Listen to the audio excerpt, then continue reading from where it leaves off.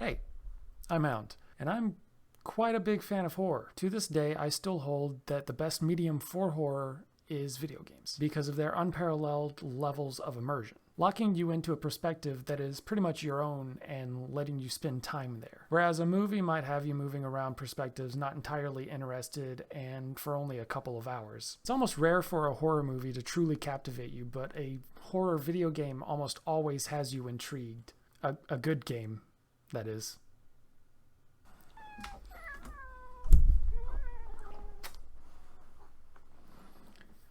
Despite believing this, I really haven't played that many horror games.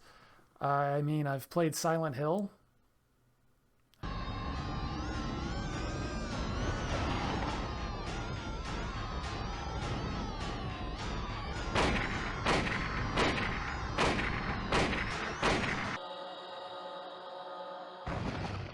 I've played Resident Evil 2. That didn't go well. I played Slender the Eight Pages.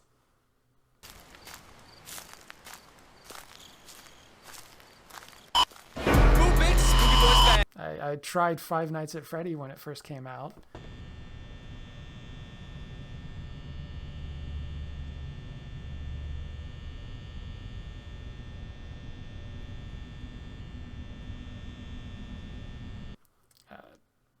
COD Zombies?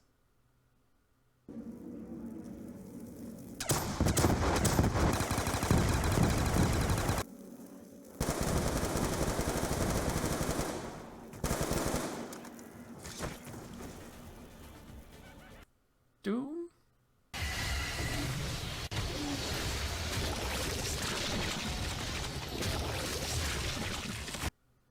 Unreal Tournament?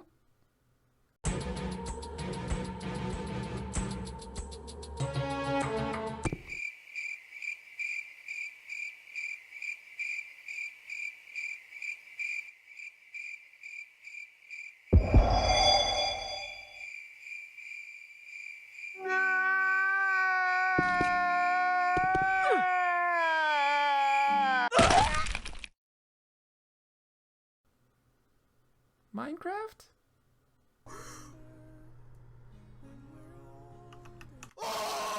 I want to fix that. So I'm going to be playing a bunch of horror games.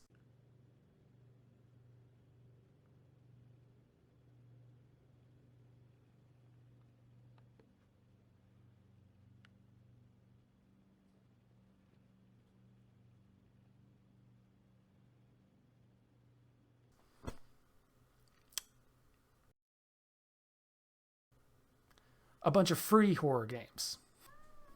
No. I know it's bedtime. So after a month of playing horror games that it kind of lasted longer than I had expected, to be honest. Which did I choose to play? Were there any good ones? Were there any actual horror games? Were there games that could actually be qualified as games? Let's find out. So I've decided to break these up into 3 different segments to make it a little bit easier to digest and organize and all that stuff.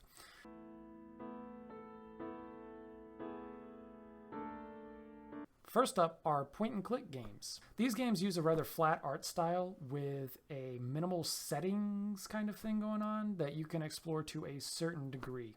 There's a decent mix of narrative-focused and visual-focused games here, making it one of the more diverse categories, but also making it really hard to qualify what actually fits within the category. So, but you'll see what I mean. First up is The Old Tree.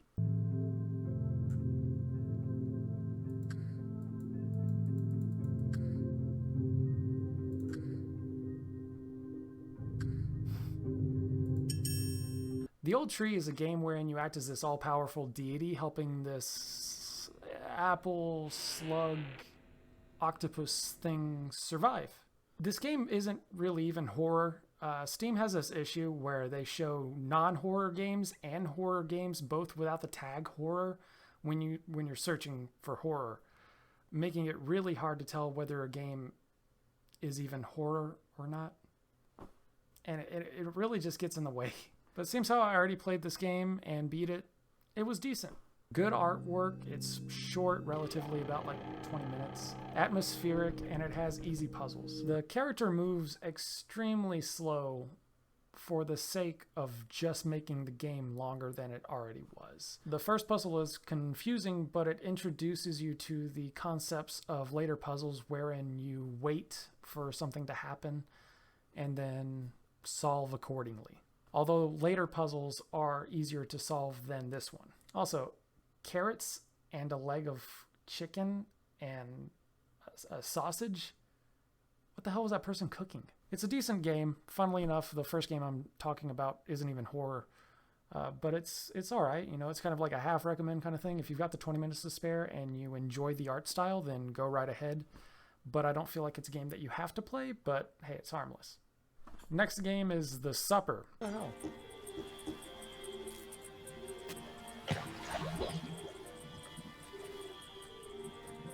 Okay, you can take his arm. The Supper is a game released in January of 2020 by a single person, Octavi Navarro. In The Supper, we play as this zombie/rotten old lady who's missing her legs that runs a restaurant next to the docks. She gets a couple familiar customers, and you have to help her make their dishes and serve them up. The Supper is a point-and-click game with not a lot of direction on what you're supposed to point and click on exactly. So most of the time I was just clicking randomly. Towards the end, it does start to speed up, and you kind of put together from earlier random clicking what you're supposed to be doing and where pieces fit together and stuff like that. But that first half of the game is very hard to sit through and kind of infuriating. The story is as much of a story as you can expect from a 20-minute game. The story doesn't even present itself until the end of the game, where a ghost just has an exposition text crawl, essentially. And you just read the story in the last minute of the game. There is a lot of room for improvement here.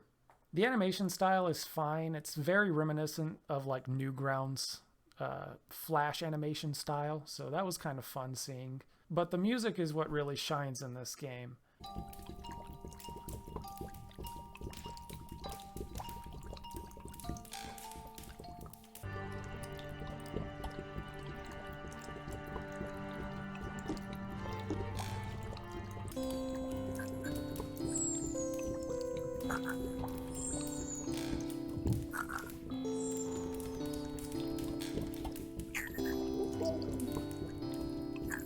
It's very calm and very easy to listen to. Is it horror? It's horror infused in the art style alone, but the gameplay is not horror at all. Would I recommend it? Not entirely. As is the case with a lot of the games that I'm going to be talking about, there's not a lot of substance, and there's not a lot of replayability, and I can't see myself recommending them to a lot of people. So it's kind of hard to recommend a lot of these on that alone. My Friend is a Raven. I like the art style. Lutum. I fear that this city will soon fall. My Friend is a Raven is a slightly more interactive narrative-based game where we play as a guy in a plague doctor mask as he collects offerings to give to a raven that he then confronts about bringing death to all of mankind. Yeah. That's the story. The game barely ran on my computer, which was while I was simultaneously streaming and recording, but nevertheless, it was more like a picture show. There are a couple of puzzles, literally, 2 puzzles. You got two of them. One of them gives you a hint as to what it is, even though you don't really need a hint, because it's a lot like checking a briefcase with 000 or 666. It's the natural thing that you do, and that's the solution. The other puzzle, however, gives you no hints whatsoever, and you're supposed to just kind of get lucky, I guess. I don't want to get into it. It's kind of a spoiler. I know a lot of people like this game and might play it, and I don't want to spoil it because that is kind of literally over half of what the game is, besides reading. There are apparently 4 endings to this game, though, and I only got 2. Because of the slideshow thing and how long it takes to get through the dialogue text. The first ending I got is apparently the bad ending where the raven just roasts us. And then the second ending I got is the aggression ending, where we kind of get revenge on the Raven, sort of. I didn't want to go through and get all the endings because the two that I did get just took too long to do, and it was running terribly, and it wasn't a good experience. The saving grace for this is its art style. A lot of these games feel like they're made by people who are just dipping their toes into what game development is like. And if that's the case, then this is serviceable. There's good movement and seamless transitions between rooms. I would have liked a more optimized performance and possibly some replayability. There's really not a lot to ingest here besides plague, no more humans, and ravens are assholes. At the end of the day, it's an alright game. It's another one of those like half recommends where I don't really recommend it, but I can see the appeal of the art style. Knock harder, useless.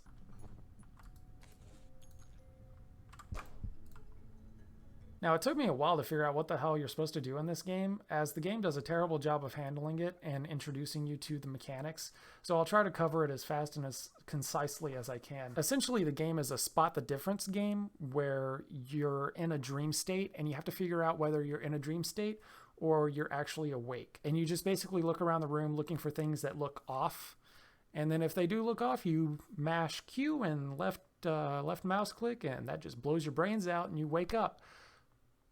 Hopefully. Essentially, you're waiting to see if everything's normal, and then that's when you've got to survive the onslaught of like zombies, basically.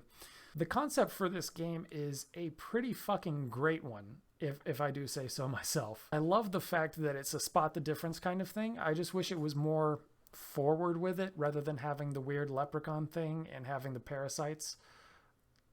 I didn't like that too much. The indicator for a dream can be either super fucking obvious or it can be a line of dialogue, making it harder and harder to discern whether you're in a dream or not. I like the concept a lot, actually. I would like to see more from this series, but the overarching plot and the story that they decided to go with leaves a lot to be desired. Lots of honing needs to be done or needed to be done with this before I'll consider buying a paid version. But hey, maybe the paid versions are good. I'll have to check them out down the road when I have money for those sorts of things. I do sort of recommend this one because I feel like the premise and the gameplay is unique and deserves to be played a bit.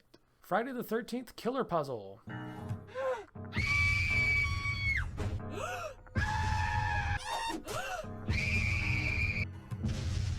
This is a puzzle game where you play as Jason and you have to slide him around a 7x7 board in order to kill campgoers.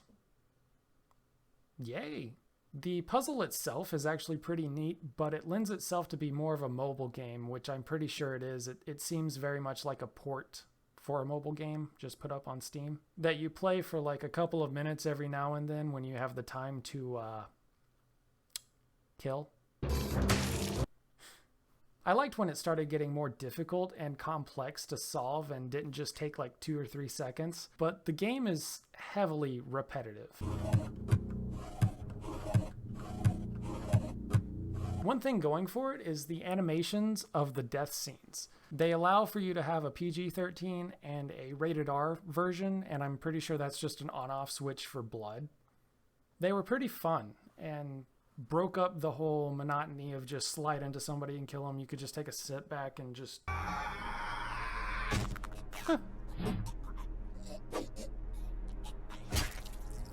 They were pretty fun and interesting, to be honest. The animation style isn't too bad either. I'm not a fan personally, but I can see the appeal to it. It's very basic and very easy to animate, but I'm still not that much of a fan, but it's not like a negative. So again, this is a kind of mobile game kind of thing, and it leans heavily on microtransactions, and some of the more interesting boards are sadly locked behind a paywall. Also weird seeing Pamela Voorhees be a shill for microtransactions in the year 2021.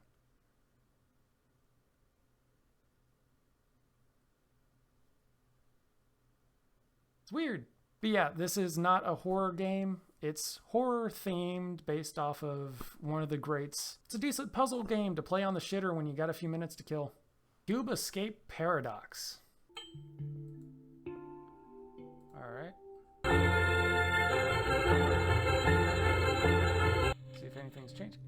is finally out.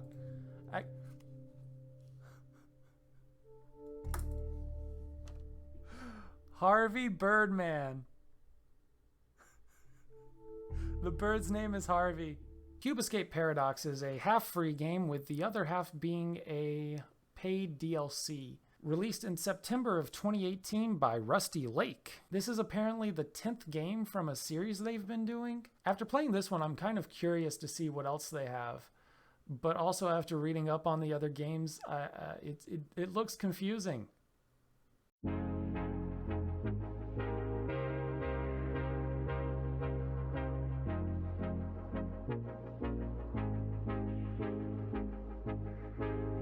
It looks really confusing. In Cube Escape Paradox, we play as a detective who wakes up and he's locked in a room, and it's basically an escape room scenario. And we have to solve these different puzzles that are going on in order to find a way out or figure out why we're even there to begin with. You're gonna need a lot of post-it notes going into this. The puzzles are pretty straightforward, beside a few that were kind of like, I was really supposed to think that, or I was supposed to connect those dots, or that's what I was supposed to be paying attention to. But besides that, they're pretty standard for puzzles and pretty interesting sometimes. But in the middle of the game, we kind of get uprooted from everything we've known so far and put in this kind of Rubik's Cube.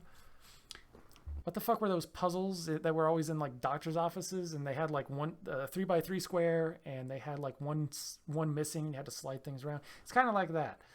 So we get put in that scenario, and it doesn't work at all. Not only is it difficult to tell like what it wants from us and what it wants us to do, but in being difficult, it also has a ton of backtracking. Thankfully, I did power through and finish it, because after getting done with it, we're pretty close to the end of the game anyways.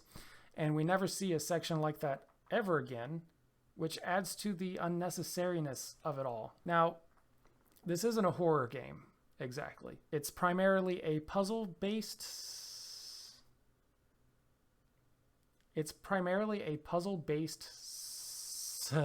fuck, I keep forgetting. Suspense! It's primarily a puzzle-based suspense game, but it does have a bit of horror in the visuals. Oh, it's blood.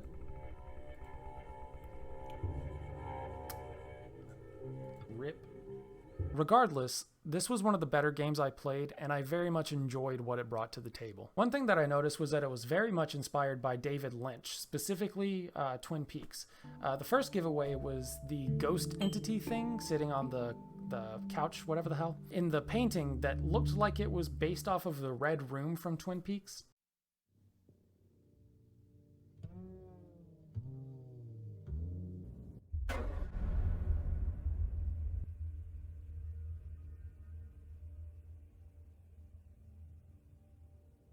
Later, I discovered that the main dude is named Dale. Like Dale Cooper. And the lady who died, her name's Laura. Like Laura Palmer. So yeah, I was right. It's 100% a David Lynch thing. And I think it's hilarious that what gave it away wasn't even the homages that they were intentionally doing. It also makes me just really want to see more games inspired by the wackiness of Lynch. Along with this game is a short film. Who is this? Joe Mama. A short film that's actually good. The short film was developed at the same time as the game, which answered a few questions I had, because they were able to develop the game and make the sets at the same time, and so it's as much of a one-to-one comparison as possible, making the game and the short film feel absolutely connected. The short film is actually really, really good for what it is, and possibly one of the better faithful video game adaptations. I don't know if I'd go too terribly far with that, honestly. But the acting is pretty damn good. The cinematography is really, really good.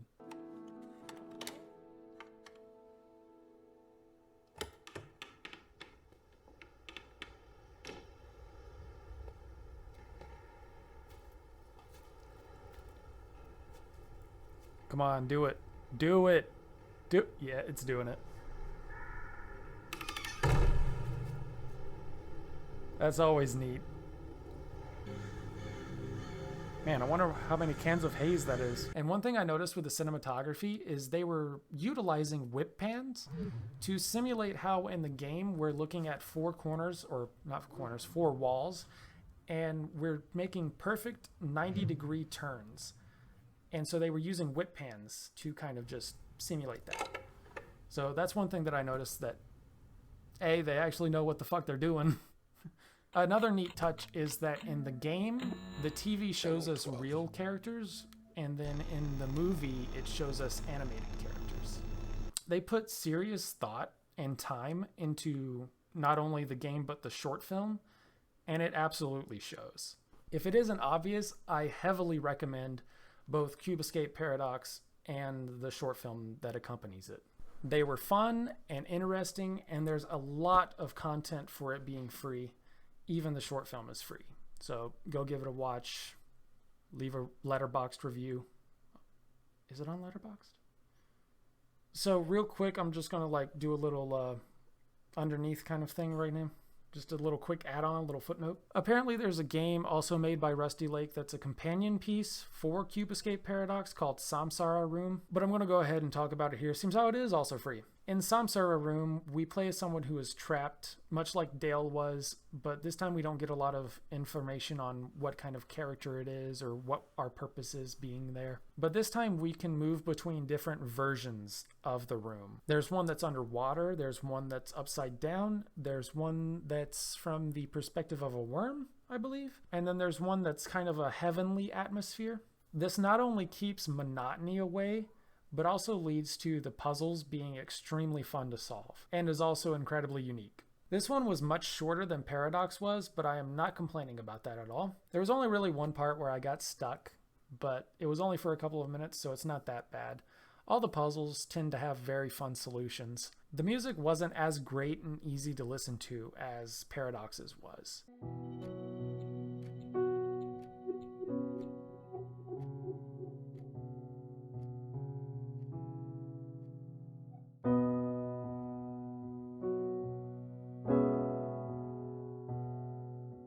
Again, this isn't a horror game. It's much more of a puzzle game, but also this one doesn't have any suspense like Paradox did, but it was still an enjoyable game. I would probably still recommend Paradox more just because that has a story going on and a lot more substance to it, as well as the short film that comes with it. I'm very interested in seeing the remaining catalog of games from Rusty Lake, but I hope that the paid ones have much more narrative and also dip their toes into more of the horror stuff.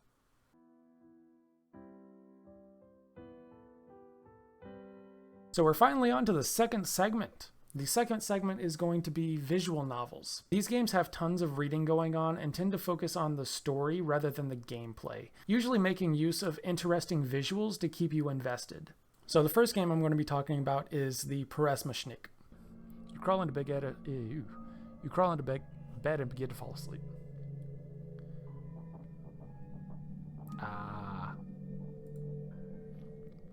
You are awakened by a deafening scream. You clamber out of bed and rush towards the source. You arrive to find a stunned Oberov, mouth agape and eyes wide open, staring into a supply closet. So I was really looking forward to this game.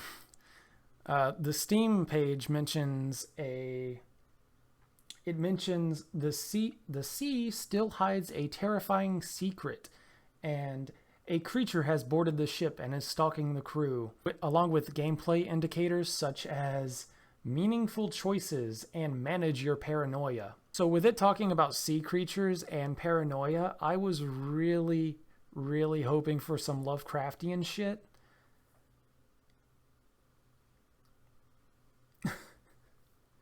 Then we see it's just a straight up text-based game with no visuals. Upsetting, to say the least. But hey, Lovecraftian horrors are meant to be unfathomable, unthinkable things that you can't describe because you can't comprehend them. And so it lends itself to a text-based story really well. And so then I started thinking that, hey, maybe it being just text-based was a creative decision, that they were going to put some serious thought into. No. It's text-based for the sake of not having to do visuals. Yeah. Yeah. So it's basically The Thing mixed with Alien, mixed with Underwater. Underwater, that 2019 Kristen Stewart film that nobody talks about or remembers anymore. Because the big bads in Underwater are basically supposed to be Cthulhu's children.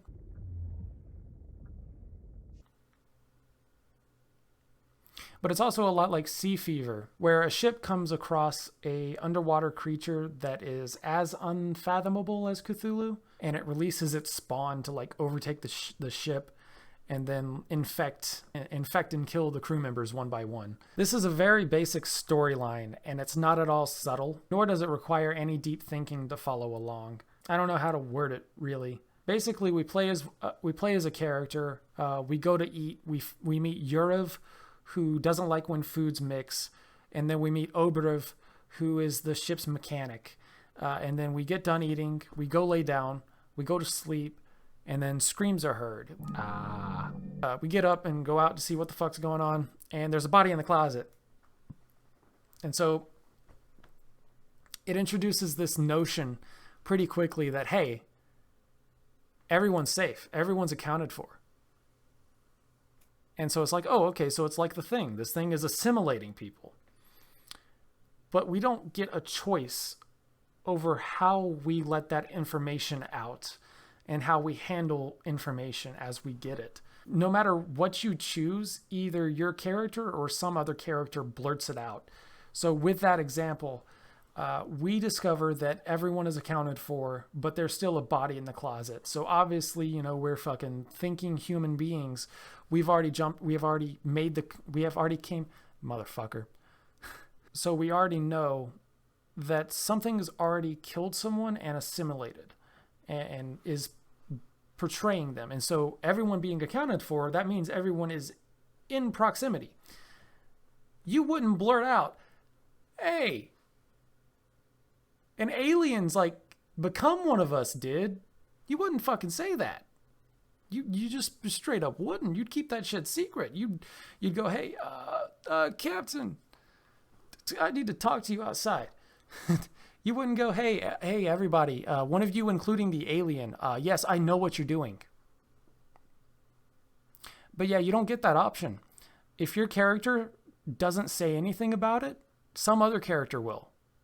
And so you can't hold information. There's no thought going into this game. It's terrible, man. It's bad. But anyways, another issue is that there's no real suspense about who it is.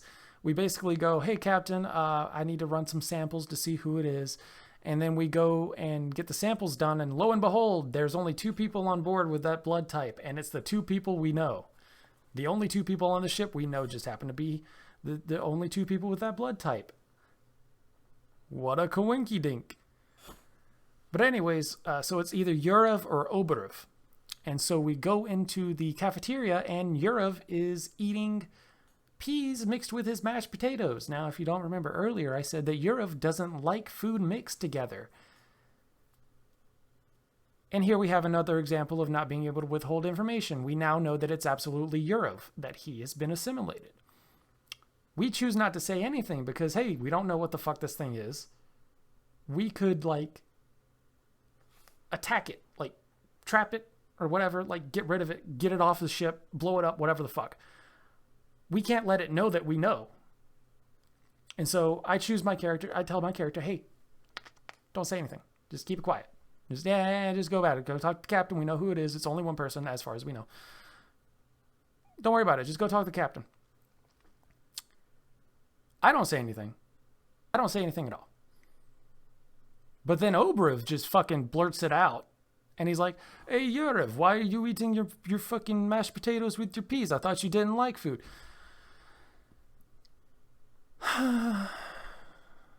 So yeah, Yurev just fucking mauls Oberev. And so no real suspense, no real choice over what the fuck happens. It's terrible. We don't actually have a choice in how anything goes down at all. Also, never once in my 2 playthroughs that I played did paranoia come into play at all. And I don't know if that's my fault or what, or if it's prevalent in other endings or even how many endings there are. But I would have liked to see this come into play more, because the idea of paranoia with a text-based game, maybe the letters could get blurry, or words could be misspelled, or the letters could start like floating a little bit, making it harder to read. There's a lot of creative things that you could do with paranoia, or anything creative to do with just a text-based game in general, that this game chooses not to do. And it's deeply upsetting. And all the choices are basically false choices. I think there's only one choice that really makes a difference in anything that goes down. And that's the choice between starting a mutiny, going with Oberev, or trying to leave the ship by yourself. I only went back and got a second ending to see how a couple things changed, and not a lot changed. But I only did 2 because it takes a long time to get through the text. And that's an issue with a lot of these games, that the replayability to get multiple endings for them, it's not fucking worth it. I obviously do not recommend this game. I feel like there was such a high ceiling for performance from it, but it seriously underwhelms. And I cannot put into words that I am legitimately heartbroken, because I can see how good it could have been being a Lovecraftian text-based game, and yet it squanders it. It's genuinely heartbreaking. Next game is Emily is Away. Oh, what about your plans with Emma? Fuck Emma, she's going in the ditch. What the fuck is this? Emily is Away is a text-based Windows XP, AOL Instant Messenger, 2000s era nostalgia simulator based around the interactions between 2 high school friends over the course of a few years. I feel like there's room for a lot of branching paths in this, but I do not want to put in the time, because as mentioned already a couple of times, I believe, going through multiple playthroughs of this is very hard, of these games is very hard, and it takes a long time. Not to mention with this game specifically, in order to progress, you have to like smash your keyboard a lot. So what's up, the ceiling? Yeah, bruh. Talking to you.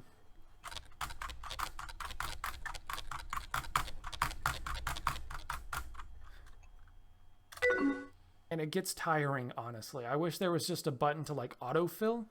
And obviously, it does perform well with when the main character is typing and then just decides to backspace it and like change what he was going to say.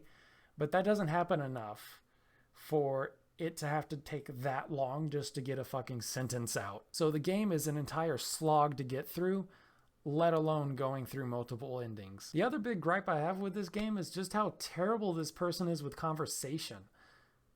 Maybe we're supposed to be playing an incredibly unlikable idiot? You must have known how vulnerable I was. What the fuck are these answers?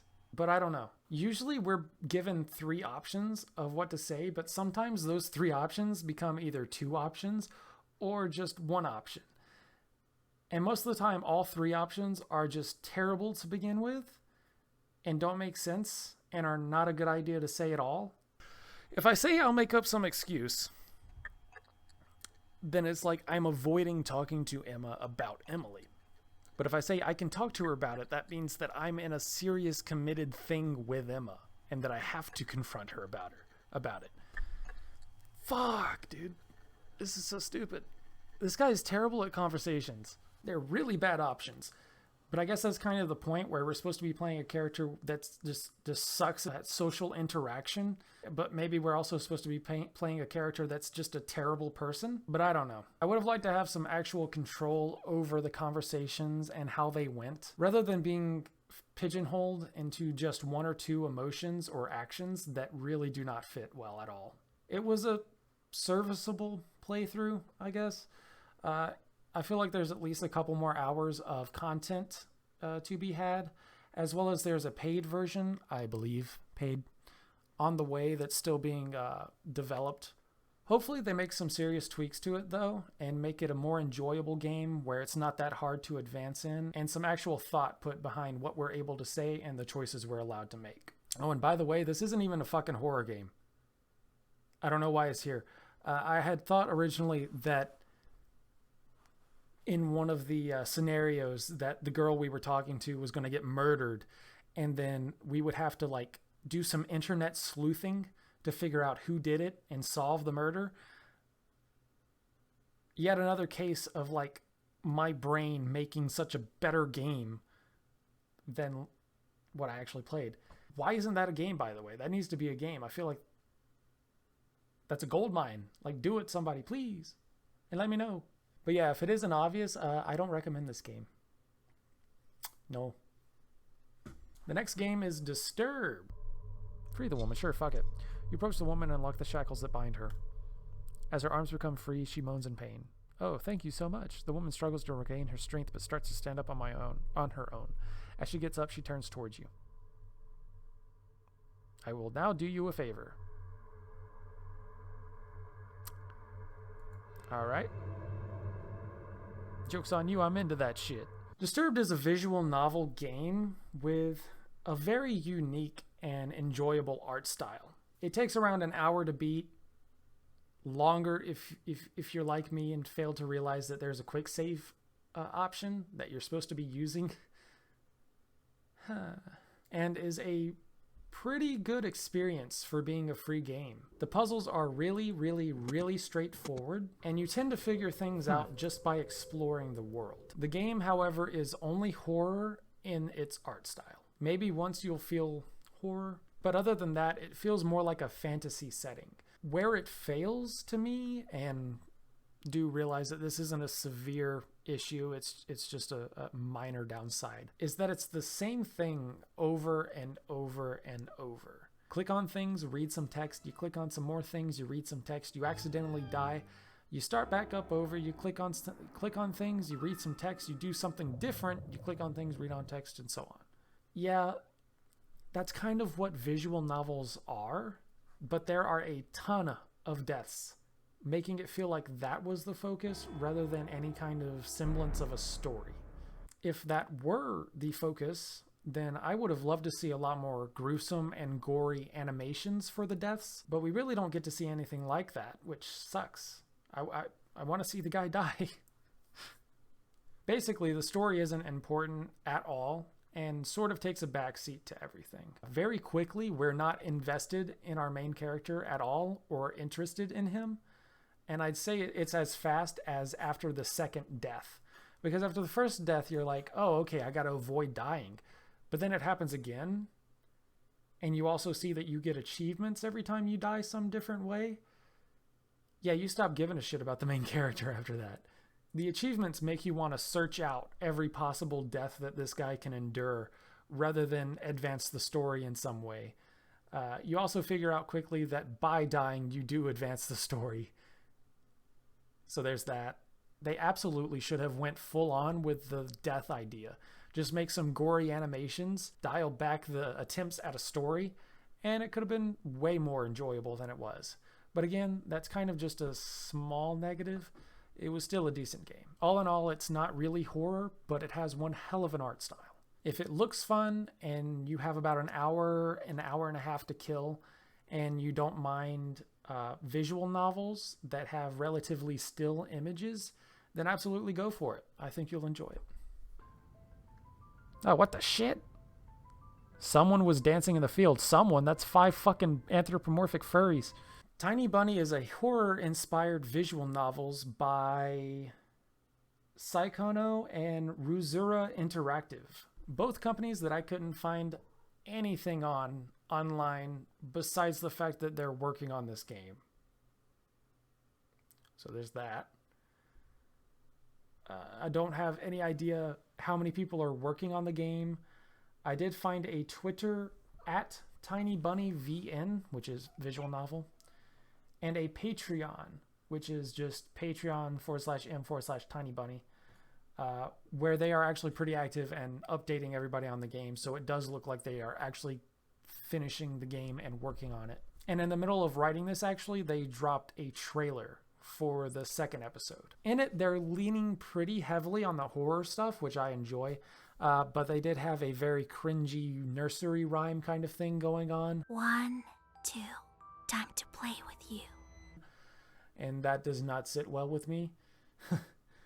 So it's kind of like a 50-50. In Tiny Bunny, we play as Anton, a boy who just moved into a village outside the Siberian forest with his younger sister and his parents who have a very rocky marriage. Before Anton's first day of school at the new place, his anxieties lead him to have what appears to be a very frightening nightmare, wherein he peers out the window at a frozen lake, and on top of the lake he sees a gathering of anthropomorphic, very horrifying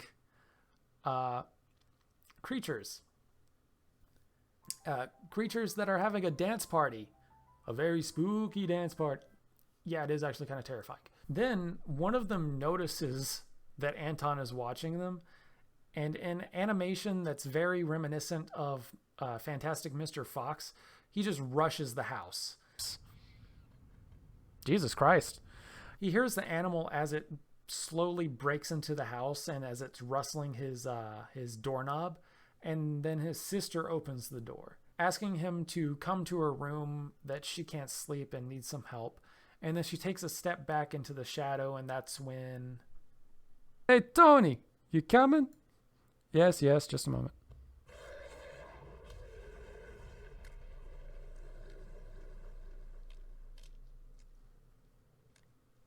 Cool. That was handled pretty well in my opinion, even though it was kind of predictable. But that might just be me. But yeah, I really liked how that was handled.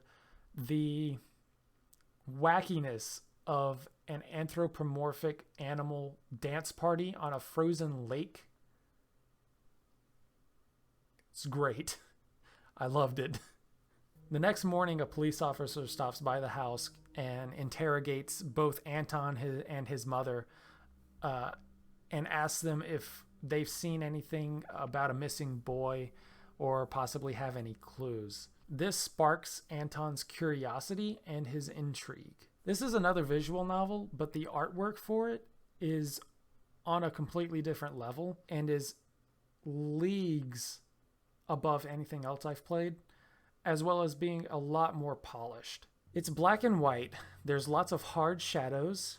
It's an almost sketch-like aesthetic with emphasis on the shaping of atmosphere. And this is only the first episode of what is apparently going to be 5. I don't know if they're all going to be paid for, but it is safe to assume that each additional chapter will be a separate cost. As far as episode 1 goes, the horror aspects of it are very uncertain. It acts as though it's all made up, but we have yet to see for sure if there are actually creatures in the woods.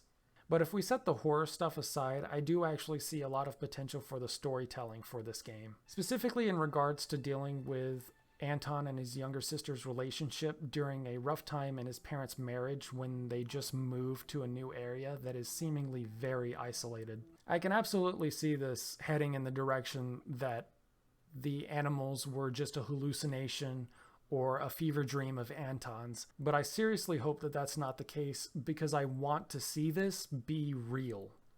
The idea of a group of anthropomorphic, terrifying animals that operate as some sort of cult is so interesting. Maybe it could work out like a mystery where Anton has to figure out who the animals are in their day-to-day life, like maybe they're shapeshifters or something. Or it could be a story of isolation where Anton knows that they're coming and he has to convince his parents and board up the house and sort of a defend the castle style thing.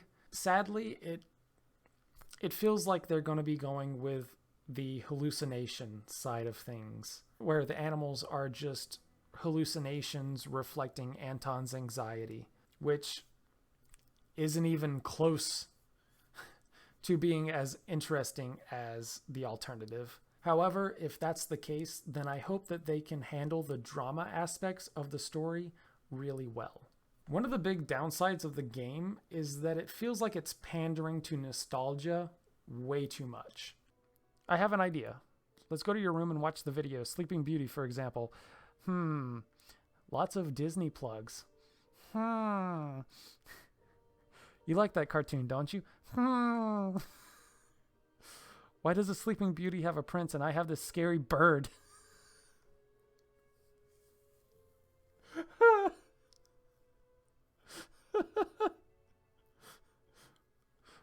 Maybe that's your prince.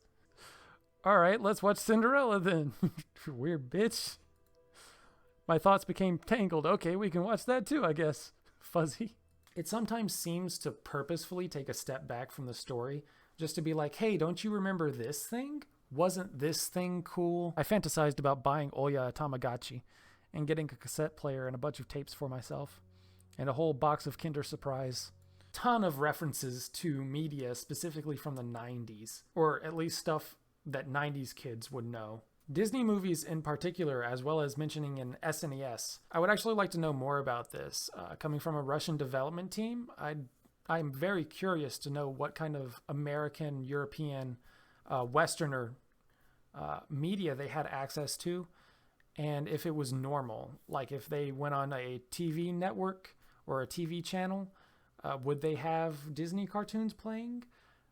Would kids at their school also be up to date on like Aladdin, Beauty and the Beast? The references do tend to detract from the story at times and regularly break immersion due to their repetition and frequency. The other downside is that currently the writing is lacking in a lot of areas. It could be a translational issue, but I doubt it. The dialogue between characters feels off somehow, which it doesn't make a lot of sense because usually when I'm talking about dialogue being off, it's usually delivery. And this is you're reading it, but it's not necessarily, I guess it would be words and where they're used and how they're used. It just needs to be a bit more polished, especially if we're going to be paying for the next installments. I can excuse a few of these issues, especially when they're such minor ones. But just because it's a free game does not mean it gets a free pass. However, I do still heavily recommend this game, as it was the most captivating of all the visual novels I played and showed the most promise. And I'm glad to see that the development team is still working on this game and the series as a whole. I am really looking forward to what comes next. Before we go into the last segment, I wanted to talk about a couple honorable mentions. The first up is Deceit.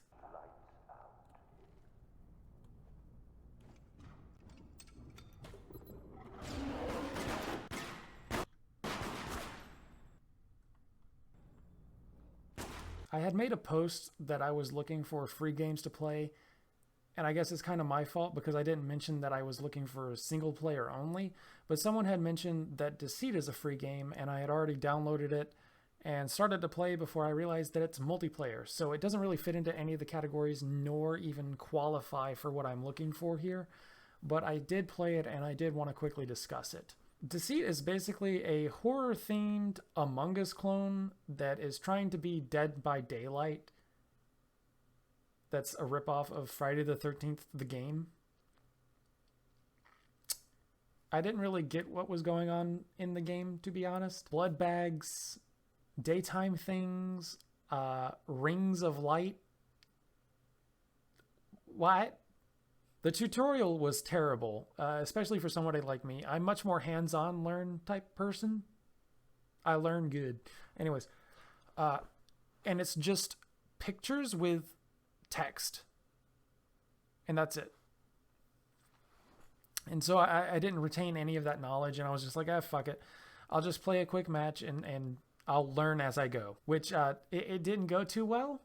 Thankfully, I was infected, so I just played dumb. It kind of worked. It's Johnny. Johnny, I know it's you because I was staring at Ronald and Hound.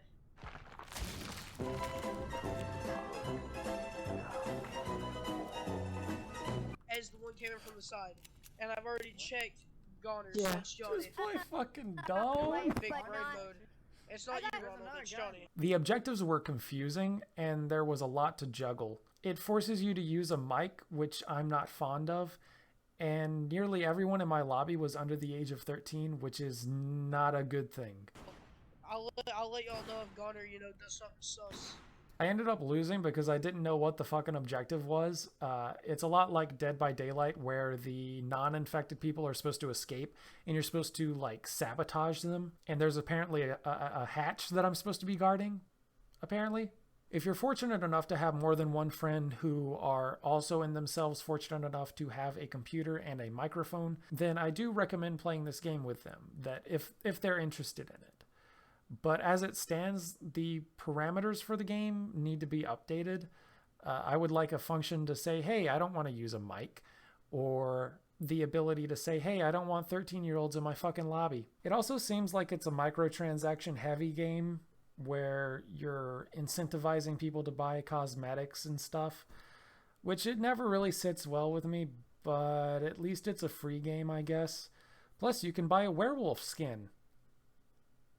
Yay!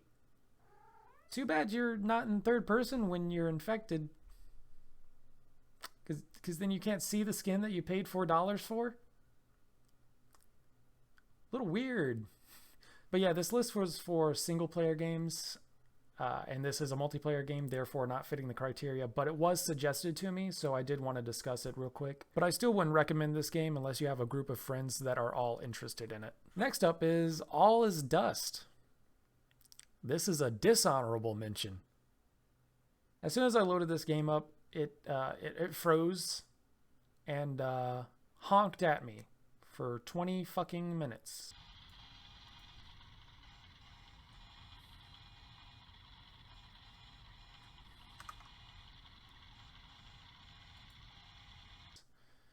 Before I gave up and turned my computer off. Yeah, that's it. The reviews for it are not promising at all.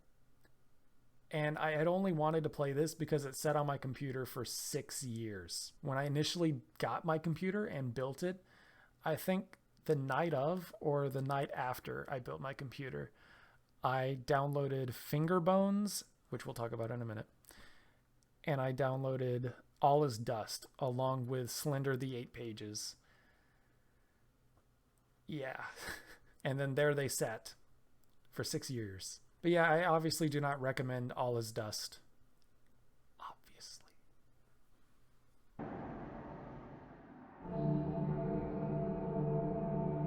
Now we're on to the third and final segment. Finally, I've been recording for 3.5 hours. But anyways, this one was hard to title. I was going to call it the 3D portion, but then some of the games that fit into the criteria here are 2D. But I decided to go with perspective, as we're more in the character's shoes here and have more control over the character. So first up is Kravens Manor.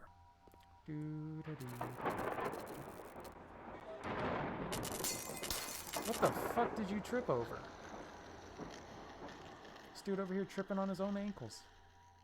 Kravens Manor is roughly an hour-and-a-half long experience that is heavily inspired by Amnesia. It introduces a very unique gameplay mechanic, but then does absolutely nothing with it. It feels more like a proof of concept for the mechanic, but then the studio didn't go on to do anything with it. So yeah, this sucks. The story is not good at all. Just not good. And the ending just kind of ruins everything. It's a very cliched, terrible fucking game. Of course they do. In combating the big bad, you're not even given any information on it. Like, you couldn't find some way to tell me that the big bad is just a ripoff of the Weeping Angels? Really? Or that the blasts of energy coming from his fucking torso are souls?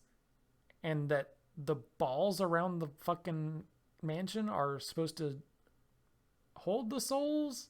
And that's what we're supposed to be doing? You mentioned that balls can store souls.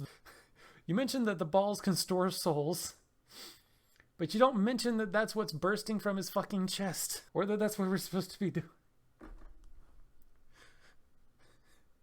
The soul is stored in the balls. Also, after this fight, the one where we first have to store a soul in the ball, we see the most unique thing that this game has to offer, wherein the entire room is basically flipped on its head. In a game where we're moving rooms around, which in itself is a fun concept, why wasn't this expanded on? We could have had rooms where doors were on the fucking ceiling and then have to figure out a way to get doors to line up so that we could, hey, walk through that door. Why did you not expand on this? Like, why? Like, this is interesting stuff, man. Basically, play Breath of the Wild if you want to see this mechanic in a much, much, much, much, much better package. What was I talking about when I wrote that? I wrote this review like a month ago. What the fuck was I talking about? What in Breath of the Wild is like that? I got it. It's the fucking kaiju things. The fucking, like the salamander and the fucking camel and that stuff. The fucking... What the... Breath of the Wild. Divine Beast. So if you want to see it done well, go play Breath of the Wild and pay attention to how the Divine Beast work. I don't recommend this game at all. I mainly just hoped that the development team had taken this idea and just ran with it. But they haven't done anything since this game. I really can't recommend this game, though. It's unreasonably long with nothing really to do. And it just repeats the individual room thing a few times, and that's it. The one singular positive of the game, being the mechanic that I'm talking so highly of, is just thrown in there. And it's not fine-tuned, it's not taken care of, it's not expanded on, it's not experimented with, it's wasted. This game was just a disappointment. So now on to Fingerbones, like I told you. Okay, locked, I guess.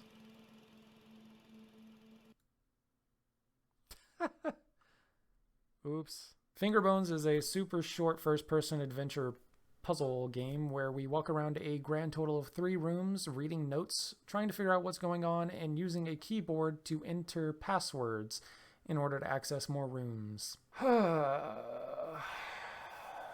So I am a little bummed about this. I downloaded this game 6 years ago and never played it until now. I was really hoping that it would at least be enjoyable, but the story is very meh. This isn't horror at all, much like a lot of the games on this list. The story is absolutely elementary.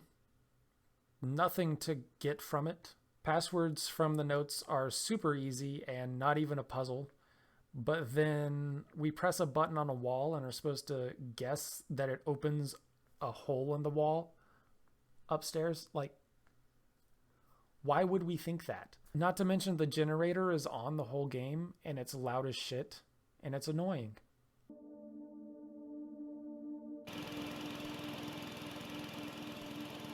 The only upside to this game, if you can call it an upside, is the music is decent. Just decent. Could easily listen to it for a couple hours.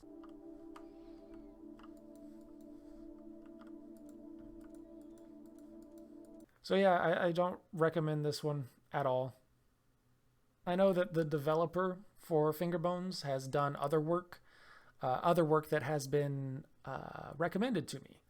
So maybe in the future I'll check some of that stuff out when I have the money to spare. But yeah, I seriously hope he's hammered out the issues that I've seen in Fingerbones and has made some good games. But after seeing all the games that people recommend, yeah, I don't have high hopes for it. Medusa's Labyrinth.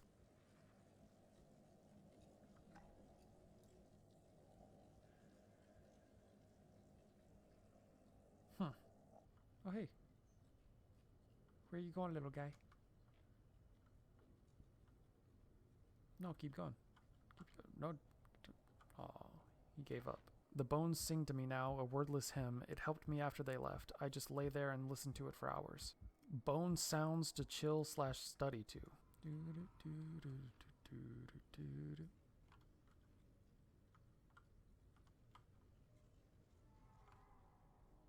Okay, got some lumber. Oh, that looks terrible.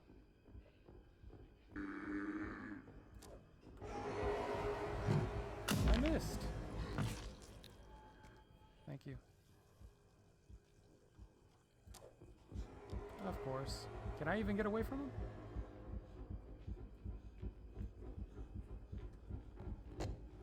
I don't know if I can.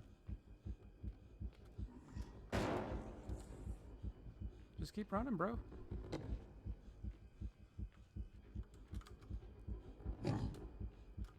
Is he stuck? Aw. He's over here breaking through fucking like walls of cement and shit, and he just gets stopped by that. What a pussy. See if this works.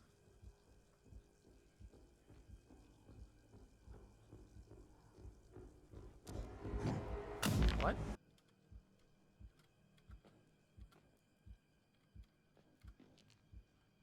This game turned into a platformer.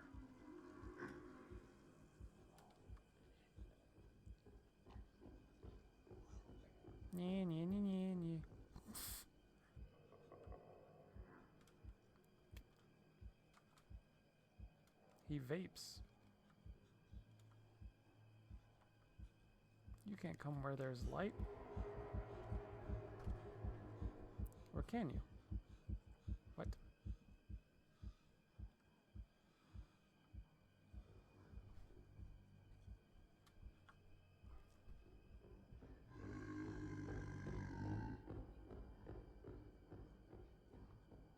Yeah, is that supposed to be a Minotaur? In Medusa's Labyrinth, we play as...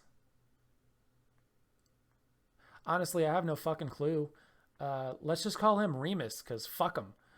We play as Remus, and this guy's been teleported to a dock and decides to go for a quick little stroll, quickly finding himself trapped in underground catacombs with what was described to me as a Minotaur.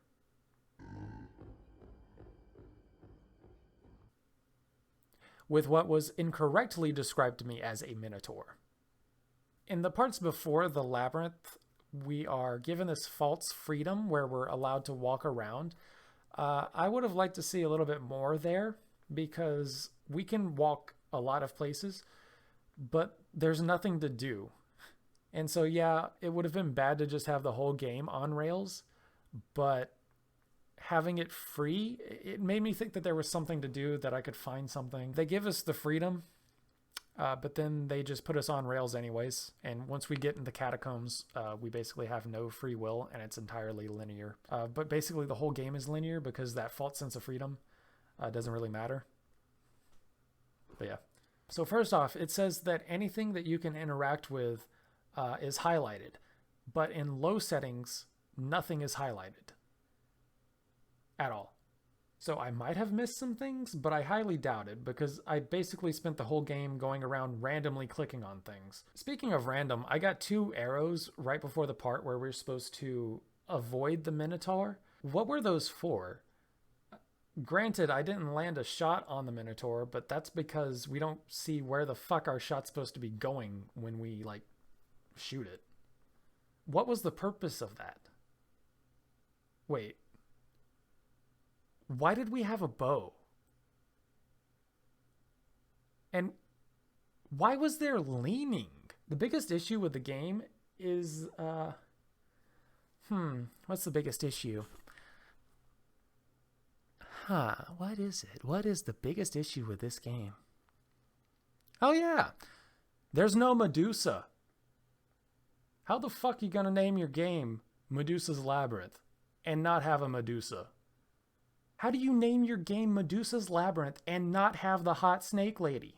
And you even tease me with this picture after the credits? I should be in there. Yeah, I don't recommend this game at all. Okay, so Mind's Eyes.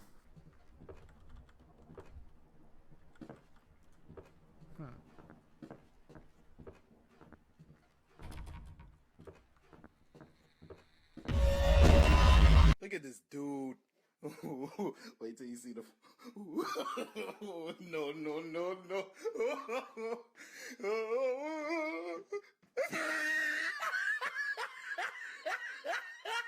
So, Mind's Eyes has been on pretty much every list that I saw that has to do with free horror games, not just free horror games on Steam, free horror games in general. But out of hundreds, if not thousands of other free games, this game made it onto those lists.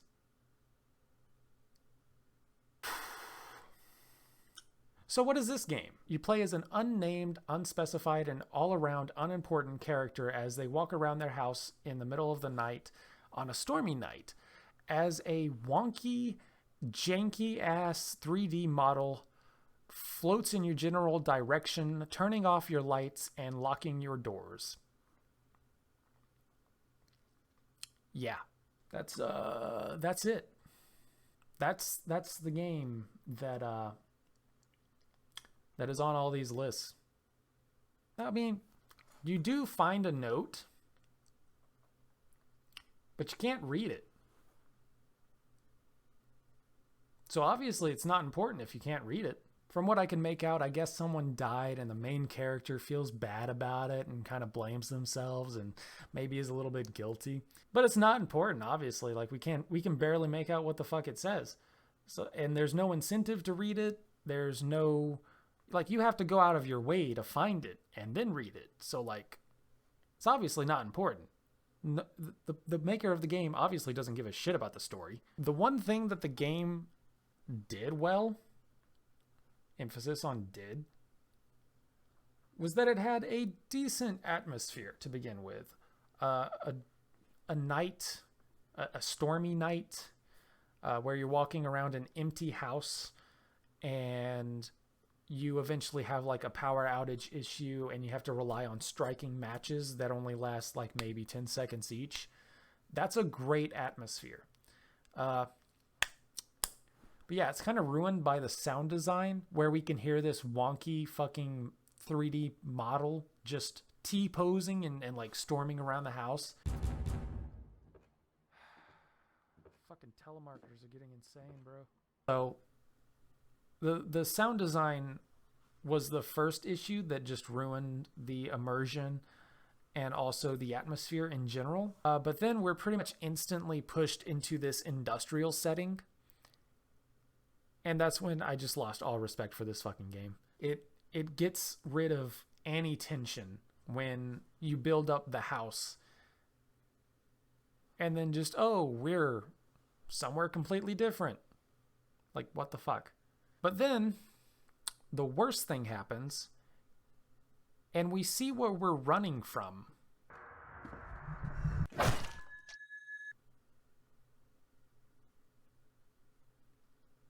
Yeah. It's a piece of shit, isn't it? Now, I feel like I should clarify. I didn't go into this game wanting to hate it or having really high expectations. If anything, I had no expectations due to the rest of the games that I played, but I did expect something from it.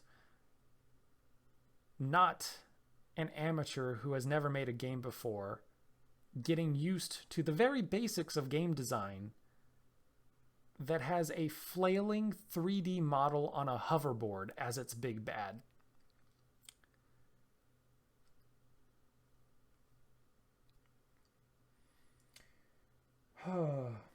This section, by the way, is the worst possible thing you could ever do. You can't escape the thing that's trying to kill you as you're trying to like hack into these computers. And thankfully, when you die, like if you hack a computer and then die, that computer stays hacked.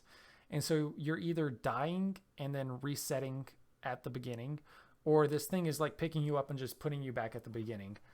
I couldn't tell which. But essentially, you die over and over and over as you try progressing just a little bit more. And what this does is basically makes it to where the big bad of the game is just meaningless. It ruins the big bad. There are no repercussions for dying. You can't hide from it. So as soon as it's anywhere near you, you're going to die from it. There's no other way. So it's forcing you to have repeated engagements with it, which it's not at all helped with the fact that it looks like that. But at the same time, you're having repeated engagement with it where it just loses all presence and just becomes another a lever, like a, oh, I didn't find the computer, just kill me, just start me back up. And that's the worst thing you could ever fucking do. Don't ever do that. Like, if you're making a horror game, don't make it to where that's even a possibility. Because what it does is it eliminates all fear of the big bad in nanoseconds. There's other issues with the gameplay as well. You see these bolt cutters lying on the ground, but you can't pick them up until it allows you to. A door appears out of literally nowhere and then disappears again when it's no longer needed. The game mentions finding 5 teddy bears, but I could only find 1, and there wasn't a lot of area to look for more. So I don't know what the deal was there. It's little issues like that that are annoying and take away from the experience. Now, this developer has quite a few other games available on Steam, and all of them are purchasable. I hope that if you are charging people for your game, that you have seriously, and I mean seriously, worked your ass off to fix these issues. As it stands, this game is actually one of the horror games on this list, funnily enough.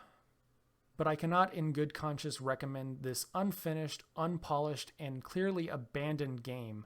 If the developer doesn't even give a shit, then we shouldn't either. The static speaks my name.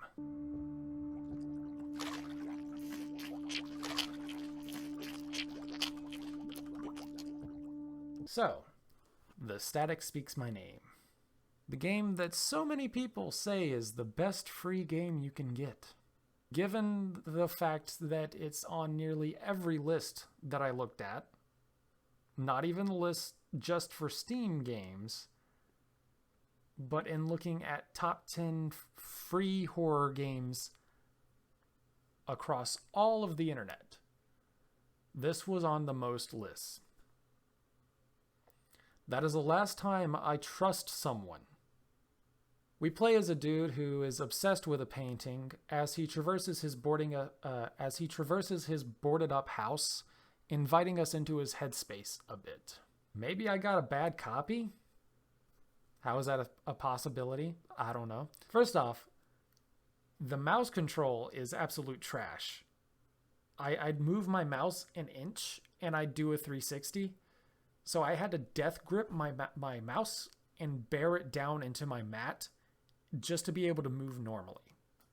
That's uncomfortable, and there should be controls and settings for these type of things. Next thing, it's short for all the wrong reasons. It starts off sort of interesting, I guess, but kind of dulls out.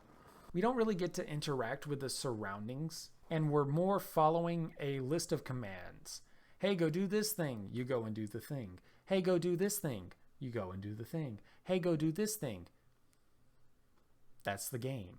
Spoiler warning, I guess. But basically, this guy has gone insane and is either the painter of the piece that he's obsessed with or has kidnapped the painter of the piece that he's obsessed with and has him locked in his dungeon.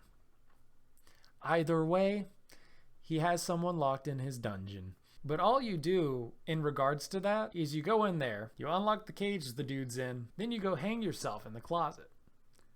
And that's it. That's the game. That's it. It's over. Go home. It's done.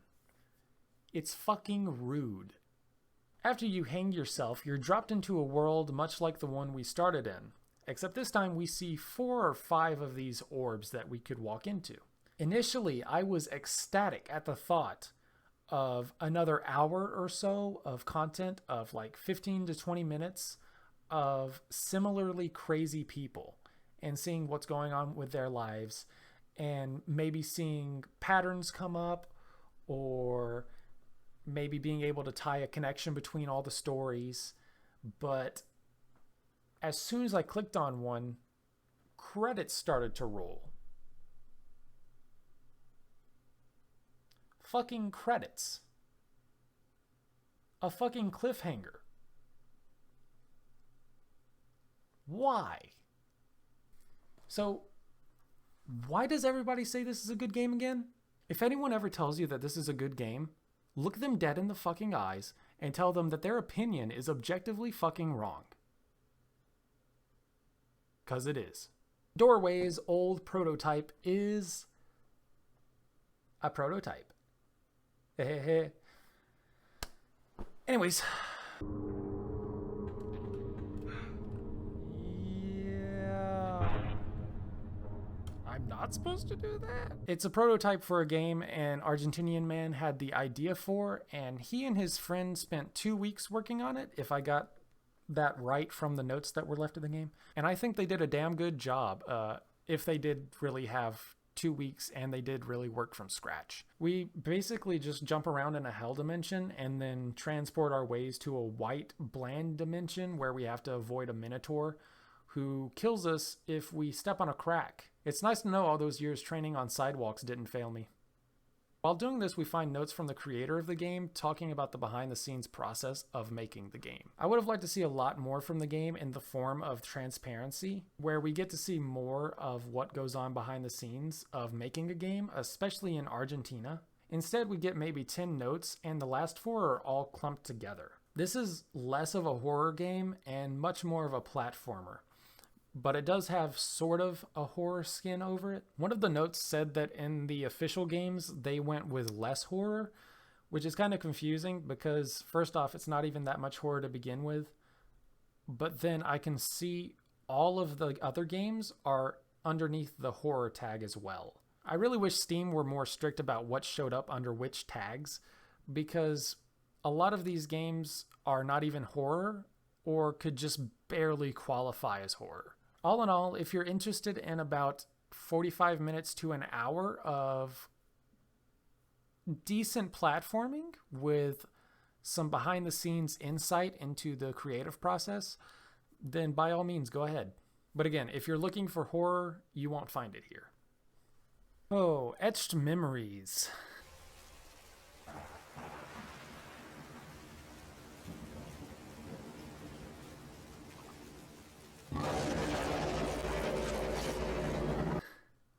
Etched Memories came out February 22nd of 2021, which was a week ago? Yeah, it's new. It being new, it being a demo, and it being an alpha does not excuse it for being terrible. Admittedly, the concept of playing a cat traversing a relatively open world area in search for its mother while a creature stalks it, that's an interesting idea. And I'd like to see someone with, better capabilities handling that idea. But this was a terrible experience. The controls are janky as all hell, and it's so graphics intensive that I couldn't get it to run while I was streaming and recording, making it one of only 2 games that I had to play off stream. And well, here's my kitty. Oh, I know. Go get in bed. But the graphics weren't even that great. Even on the minimal settings, I could get it to barely run. It also looks like they got the highest pixel density 3D rendered model of a cat that they could get, and then made up some stupid lore thing that would excuse them from having it look like, oh, they just reused the same model for the cat mom and the cat kitten, when that's what they did. They try to jump through so many hoops just to make it look like they're not being lazy that it's actually fucking hilarious. And speaking of the model, they did absolute minimal keying and absolute minimal animating on it. And so it just looks terrible as it slides everywhere. The settings also, they look terrible. Everything just looks terrible. It might just be because I was on minimal settings, maybe, but it looks way worse. I couldn't even get it to run on medium on my i5 4690K and my 1660 Ti. There are some serious fucking issues going on with your game if you're releasing an alpha of a demo, and it can't even run. There are some serious fucking issues. Speaking of that, though, holy shit, this game is dark. I can't see a fucking thing. I turned the... You don't even have a brightness setting. I turned the gain all the way up, and it didn't help. It just blew out the fucking, the mid-range. The shadows still stay dark. Why? What the hell? Why can't you have a brightness setting? First off, if you know your game is this fucking dark, why do you have us exploring an abandoned cabin where, like, 90% of it is shadow? Why? And then you take into account the fact that you're, like, traversing a cabin blind, and then add in the fact that you have the worst fucking controls that I experienced in any of these free games. And it's absurd. This thing is an anomaly. How did this get released? How are people even giving this a good review? My God. Another thing is when the cat's running, it's barely moving. Cats run pretty fast. Have you ever seen a cat in real life? Have you? I'm starting to have my doubts. But because this cat just barely moves. It like walks at a leisurely pace. So also, if you haven't caught on to the fact that you have to physically save the game in order to have a checkpoint, you will be starting from the beginning every single time and taking forever to get to where you need to go. So yeah, if you do for some reason have a severe masochistic tendency towards yourself, then make sure you save. Or don't. If you're playing this, you probably hate yourself. There's even like small issues also. Like when you're trying to read the emails, it says press shift to like scroll. So you read the emails and you're like, okay, time to scroll down now. You press shift, it scrolls to the bottom and misses like half the emails. So like, it doesn't tell you at this point that you have a journal and that when you read something, it stores it in your journal so you can like look at it and read it. There's two issues with that. First off, if I can just read it on my screen, why do I have to go to a journal to read it? Second off, you know, if you give me the option to scroll, you know, maybe Shift could just scroll down one message at a time. That way I could read the whole thing. Or, you know, I could use my scroll wheel. Just a thought. This game is baffling. The other big issue I had was when a cinematic played and I thought I was in a mini game, so I dived down to pick up the trash bag. And by pressing left click, it automatically skipped the cinematic. It skipped the cinematic, and I couldn't go back and watch it.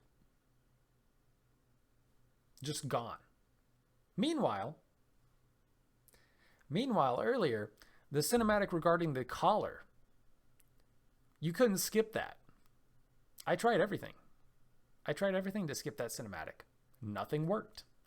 So how come I couldn't skip that cinematic and yet just one press of the left mouse button skipped this one?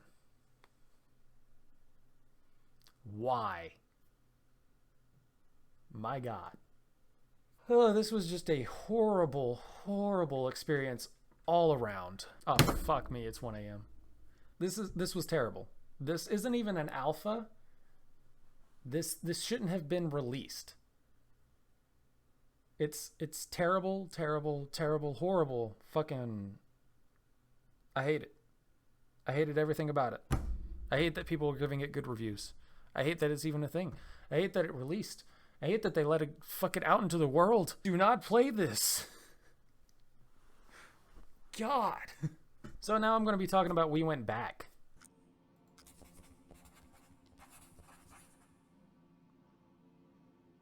Is he taking notes?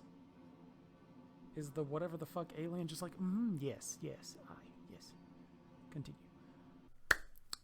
The other game, I didn't even intend that. This is the other game that I couldn't play on stream, that I had to play off stream and record at a separate date. Basically, what was the purpose with this game? So it's basically PT mixed with Alien Isolation. It's a bitch to run. It needs a lot of power, but then it's still glitchy as all hell.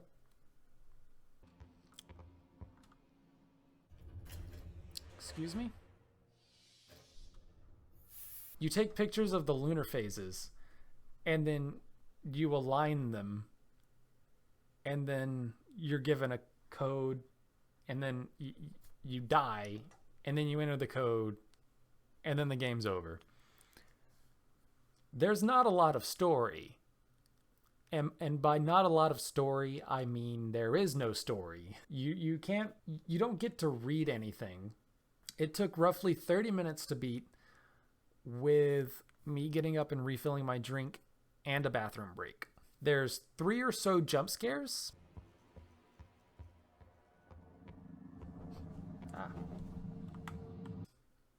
And that's really it. There's nothing to read. There's no real way to immerse yourself in the environment. You walk and you click.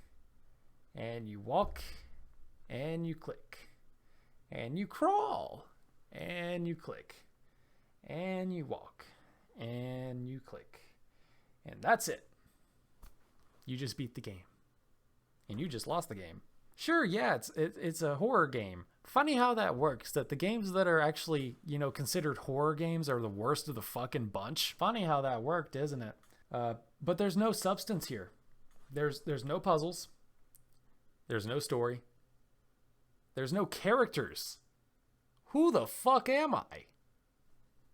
Who the fuck is he? Nobody knows. There's nothing. The fact that it can barely run and then has the audacity to be glitchy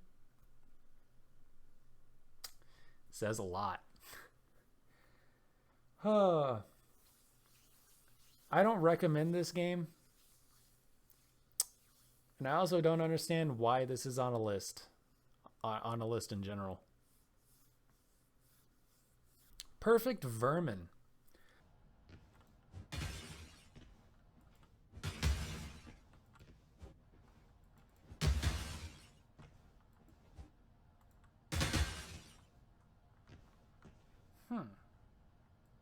Perfect Vermin is a game released in November of 2020, so it was pretty recent.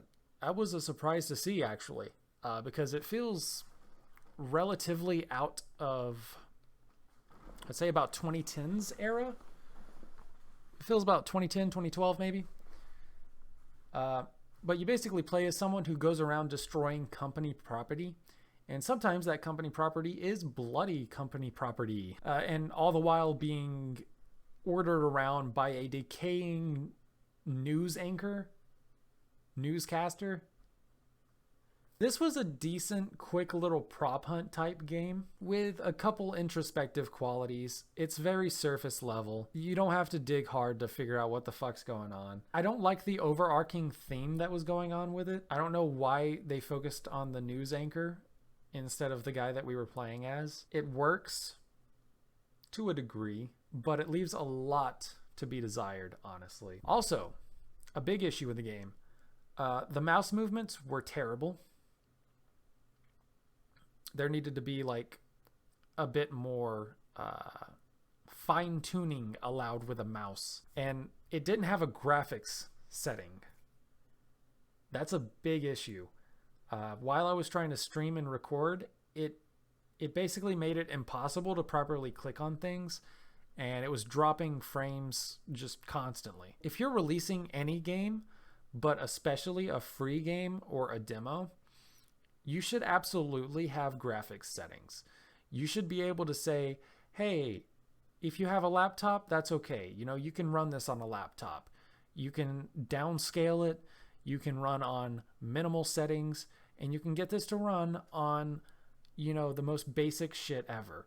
Like, obviously you shouldn't optimize for non-graphics cards, but you need to maximize just how many people can play your game. A free game, I shouldn't have to say, oh yeah, you need like a 2080 to run it.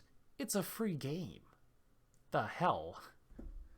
And it's a short game. Like, if it were a free game that like has as much shit as like The Witcher 3 or Skyrim, yeah, maybe I'd say, yeah, it's okay to have like a giant fucking GPU for that game. But this is like a 20-minute game. This should be more accessible. Anyways, is it horror? Again, it's basically a prop hunt game.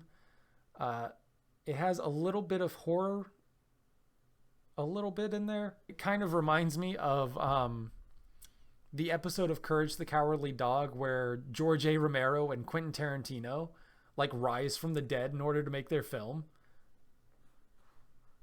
Courage the Cowardly Dog was a great fucking TV show. But anyways, it reminds me of George A. Romero in that, mixed with the newscaster from Scanners. So yeah, that's all the horror that like really is in the game. It took about 20 minutes to beat the game, and at the end of the day, I sort of recommend it. Leaning into a don't recommend because the fact that it's hard to run. I would like to see a longer version that's heavily optimized, as well as has a more fleshed out story. Heh, fleshed out, get it? And we are finally on the last game. Spooky's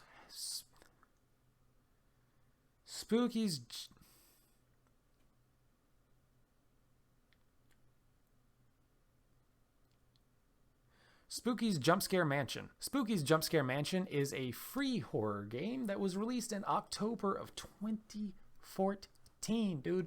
Peak low-budget horror game era, in my opinion. The premise is that we play as someone who is exploring a mansion with 1,000 rooms. Thankfully, a lot of the rooms are super short, and you can basically speed run through nearly all of them. The issue with 1,000 rooms, though, is that a lot of the basic structures of these rooms are going to be repeated constantly, over and over and over, to the point that you can really just navigate them blind, which they actually implement into the game in some way. Like, the room dims and you have to like get a quick glimpse of it and then go through it. So that was kind of cool, I guess, a neat solution to the issue. There's a lot of promise here, but there's also a lot of content for it being a free game.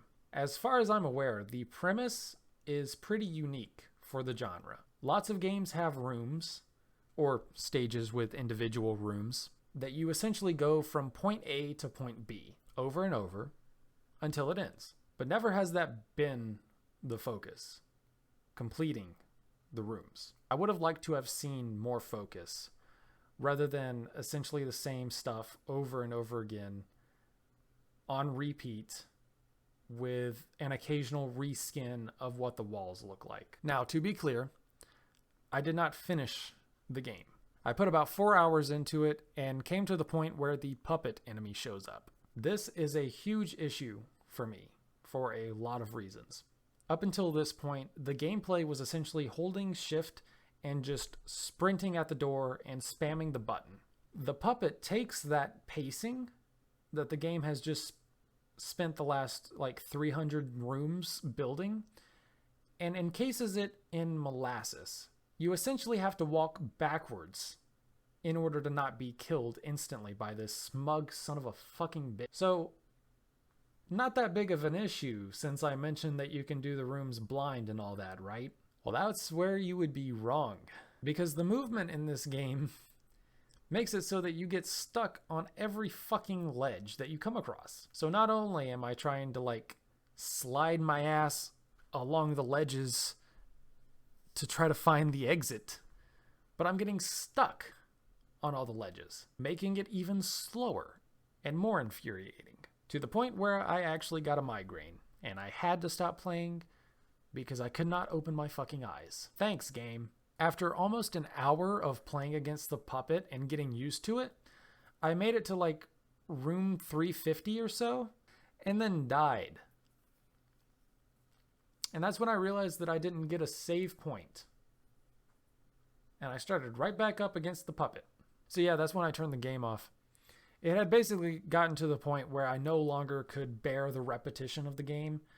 And the whole issue was heavily exacerbated by the puppet. So I guess a good tip if you're making a game is don't make an enemy. Well, first off, all the enemies in this are overpowered. I don't know why. But anyways, don't make an enemy that drastically changes the pacing of your game that you're going for. That's not good at all. Now, the bad sides of this game far outweigh the positives for me, but that doesn't mean that I don't recommend the game. There's a lot here. You've got a really fun art style. You've got a unique premise that is done pretty well. And then you've got a ton of content for it being a free game, as well as being an actual horror game in a sea of fake poser horror games. So please, go download the game. It may end up being something that you actually enjoy a lot, and I would hate to get in the way of that. So yeah, I do recommend this game.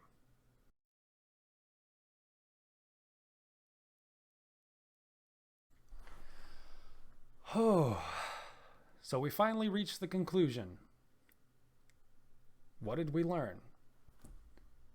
So based on the 3 segments, it's weird to see that the perspective or 3D games were the worst of the bunch. In trying to understand why that is, I think the games with less work being done on the actual games themselves lend themselves to being good demos or free games. The 3D / perspective games had to have a lot more work done on them in the ways of models, animation, programming, and so on. And so that probably took time away from hammering out the story. Not to mention that I think 3D / perspective games, I think the ones of those that are actually good, I don't think those would be free. I don't think those would be free due to the amount of time and effort that goes into making them actually good. Most of these felt like they were just somebody testing the waters or getting familiar with a software or testing an idea rather than someone who knows their limitations and what they can achieve and has a story that they want to tell. One thing that I noticed also was that a lot of games that appeared on list, such as like Kravens Manor, Mind's Eyes, and The Static Speaks My Name, they were all really big wastes of time, in my opinion. They didn't even try to be good, making me question every single person that put them on their list. Kravens Manor, sure, it has a neat little gimmick, but it's severely underutilized to an infuriating degree, in favor of a shitty story and a shitty boss battle. Like, why? The visual novels and the point and clicks were pleasant surprises. I'm usually not the one for those type of games, but they ended up being the best ones. And again, what I said with the perspective games, where it seems like them not needing as much work done on the actual gameplay themselves lends to them being free or demos of longer games. It absolutely shows.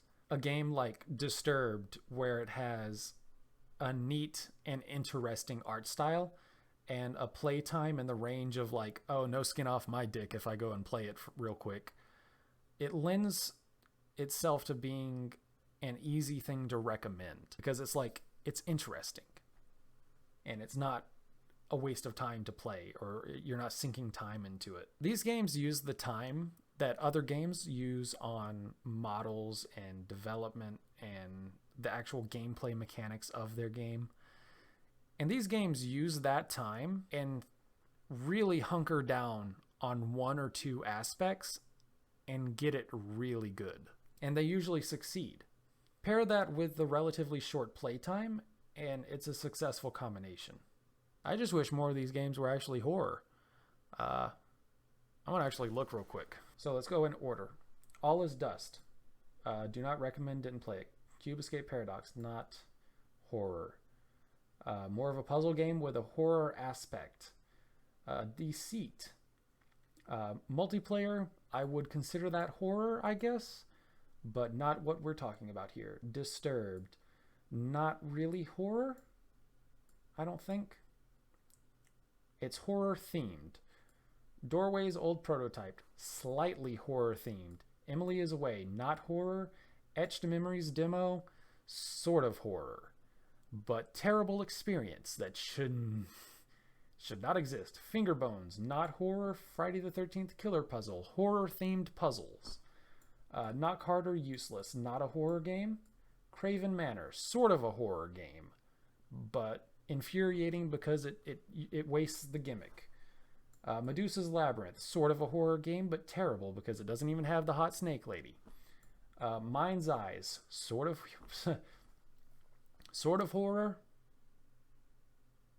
but it ruins it. It ruins itself. It shits the bed. My Friend is a Raven, not really horror, kind of a horror adjacent art style. Perfect Vermin, not horror. Samsara Room, not horror. Spooky's Jumpscare Mansion, I would consider that horror. The Old Tree, not horror. Peresmeshnik, not horror. I mean, it's horror, but it's text-based, and so it's not really what I'm looking for. But it doesn't handle itself well. The Static Speaks My Name, trash. The Supper, slightly horror-themed. I wouldn't consider it horror. Tiny Bunny, yes, I would consider that horror, but I'm waiting to see where they're going with it because I want it to be real. But anyways, We Went Back. Yes, it's a horror game, but it's a very terrible one. So I think the only one that I considered actual horror is Spooky's Jumpscare Mansion. I think that's the closest thing that you will find to an actual horror game that isn't terrible. Out of all the games I played that are listed under Steam's own shit as free horror games, my God. So what was the best game that I played? I really liked Tiny Bunny. Knock Harder Useless had a unique gimmick to it, so that was interesting. Friday the 13th Killer Puzzle is, again, just a game you can play on the shitter. It's serviceable for that. Disturbed had an interesting art style, so that was fun. Oh, and Cube Escape Paradox. So if I had to rank them, it would be, just off the top of my head, it would be Cube Escape Paradox. I think Spooky's Jumpscare Mansion because of what it offers. Tiny Bunny, Knock Harder Useless. Yeah, I think I'm content with that. Because I'm looking at all the games I played, and those are the only ones that I'm content recommending. Yeah. Oh, but anyways, it is 1:41 a.m. It is late. So yeah, I'm going to get going. Thanks for watching. Later.